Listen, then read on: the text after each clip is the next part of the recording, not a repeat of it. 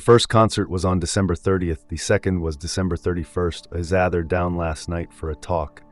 I asked her talk me through the night so I could better understand the details. They had tickets waiting at will call and were able to stand in the VIP section for the concert. The bar was open until about 2, at which point they were invited to the band. Sweet, the hotel gave her free pajamas, so she wasn't wearing her dress when she went up. There it was a pretty large party with the bass guitarist Celeste from the opening band and the entire road crew. She said her friend from work was hovering around her all night to the point of being annoying. She said she fell asleep on the floor of the living room, as did a dozen other people. Her coworker woke her up around 11, and they went to the subway. I asked her why she shaved. She said she didn't know. What if I ended up going swimming? She said, did you bring a bathing suit? I asked, nah, not to mention the fact that my wife can't swim. She'll drown in 6 feet of water. With nothing to hold on to. We enjoy hot tubs, though. It still wouldn't have been comfortable with her in a hot tub full of straw. Angers, I asked her about the summer's eve cleansing cloths. She admitted they were for feminine odor, but said she bought them during our last Walmart shopping trip, which was the day after Christmas. If that's true, she couldn't have known she was sleeping out without me. On not, she said she didn't even open them when I checked the package again. I was positive it was unopened. I asked her to look me in the eyes and swear that there was no kissing, cuddling, or sexual contact of any kind. She did so, repeating those exact words. I also told her how hurt I was about the whole situation. Anna told her that if she has tickets to something and I want to go, she's obligated to take me no matter what. If she isn't ready to make that call, then she isn't ready for marriages. She was very resistant and used a lot of hyperbole in the conversation. You always this and ever that. The most hurtful thing she said to me was that if I was able to goon nice, she thinks she wouldn't have had as much fun. It told her that it was a fundamental blow to our relationship that should call our marriage into question. She said I was being ridiculous. So I'm pretty much right back where I started. Till not sure if she cheated. It's possible she lied. I have now way of knowing she's acting pretty much normal at home, as if nothing happened. Still don't know what to do. I'm going to leave this up for another day or so, then take it down. Soche doesn't see it. Update number 2. Last week, the bases guy texted my wife and invited her to a concert in a city 100 miles away on a weeknight. She wanted to go by herself, and I brought up the events of New Year's Eve. She stopped talking to me and gave me the silent treatment for 3 days. I went on a business trip over the weekend and kept in touch with her every day. When I got back, we spent Valentine's Day together. Yesterday, I was on Reddit and saw that I had an orange red. I clicked on it, only to realize that my wife was still signed in on my computer. She used her account for Gone Wild, which I knew about and supported, but what I didn't expect was that she was sending photos to guys via personnel messages. I continued reading. One guy asked, what's the wildest thing you've ever done? And there it was. She responded with, on N. Had my first threesome with a member of a famous 90s rock band and a friend. The first thing I did was speak to a lawyer about my options. Then I confronted her about it, and she said it was only half true. She said she embellished, and that her friend really is gay, and she and the bist made out and did oral. So when I left the apartment and headed straight for the hospital to get tested for STIs. I got back several hours later, not believing a words he said. I told her to text the guy simply, did we have sex? And if he says no, I'll believe her. She then admitted they did have sex. My whole life has been shattered. We were married for less than a year, and I invested my whole being into this 5-year relationship. I moved into the second bedroom, and I'm sleeping on a futon. Our lease goes until May. 4 men. She had an affair with 4 different men over the past 5 months. The first was a guy from work. She started texting and sending racy pictures to back in October. Then she met a random guy at a concert and kissed him. She met up with him again when she was at a drive-in movie theater with a friend where allegedly nothing happened except cuddling. She met up with him again when she was at a gay club with some friends. Her from behind in the bathroom. He drunk texted her a month later. They fought and broke off contact. After that one night in mid-December, I came home from work at 6, knowing that she got done at 2 p.m. for a company Christmas party.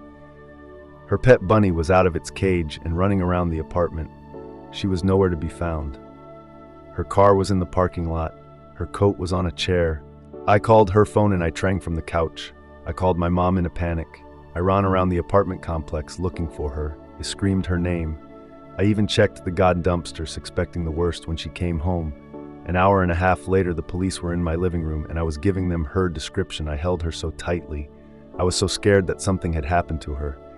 I was in tears. 1 minute earlier, she was making out with the guy from work in his car down the street with her hand on his dick.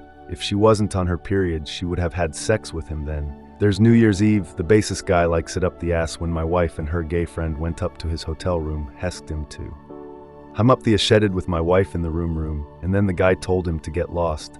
They then had unprotected sex with her, with possible vaginal insemination. She took the morning after pill and had a pregnancy scare when she was late for her period. They continued to chat via text, email, and video chat. After that, finally she had an emotional affair with guy she met on Reddit. They flirted via text and email and made plans to meet in person and have sex. While I was on a business trip last weekend, a friend of mine asked her if she wanted to do LSD together, and she found that too. Beth a better option as far as I know. She never met the guy. She continued to flirt and chat with 3 of the 4 men up until last Wednesday. When I only found out about the other 2 yesterday after I invaded her privacy and found tons of emails and chats with and about these men. I forwarded those emails to myself. I even have that shirt that my wife slept in that belonged to the bassist. She actually brought it into our home.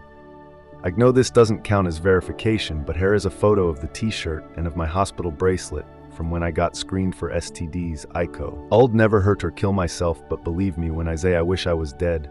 I wouldn't wish this pain on someone I hate. I'm weak, I'm exhausted, I can't eat or sleep. I miss her so bad, but I'm repulsed by her at the same time. It told her not to even be in the same room as me until she gets tested STDs. It told her to email her entire family and tell them everything she did. She has every tight family and this will likely shame her for life. It told her she needed to cuddle ties with everyone and burn every bridge, including with the 2 friends she had that enabled her if she ever wanted to speak. Tome again and event, and it's very likely that there's nothing to save. I feel so alone. I have friends that I've been relying on, but I can't tell if they are being supportive because they want to be and they like to have me around. If they are simply not, my confidence and self-esteem are shot. I'm doomed to be alone, no matter what I do. I was already physically neglected. I am in no condition for a new relationship.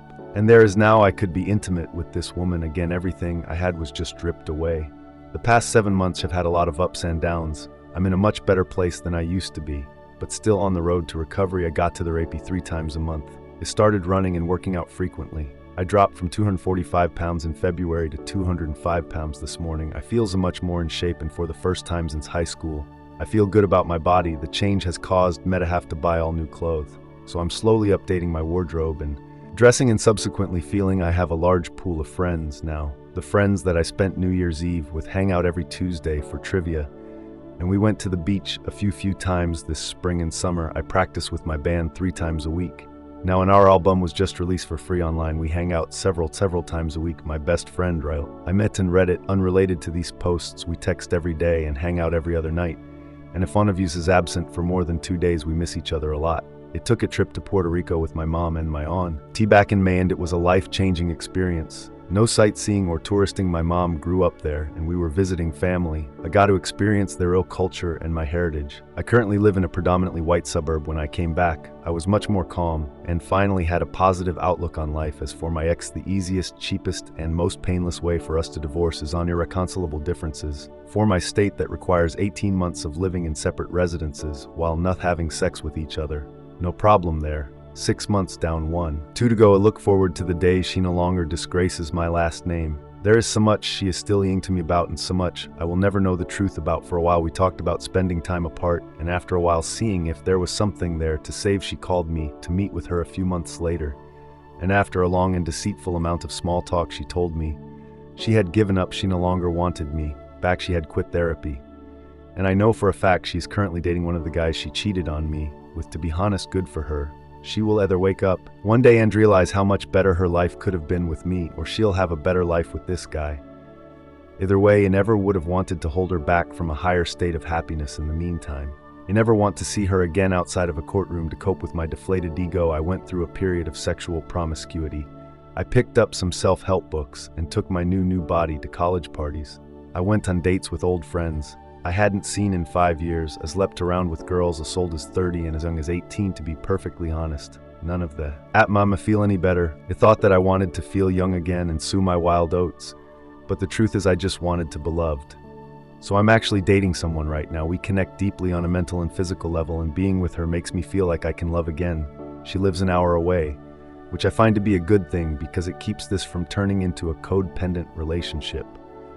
I retain my independence while still having someone who cares for me and goes out with me a few times a week. Will it last? Don't know. Don't care. Living in the moment has been one of my coping mechanisms. This years along us, I live responsibly. When I'm with her, I'm happy, and that's all I care about. So this is getting long, but I wanted to thank all of the support commenters on Reddit. Many of you offered good advice that it took to heart, and some of you even reached out to me on Facebook.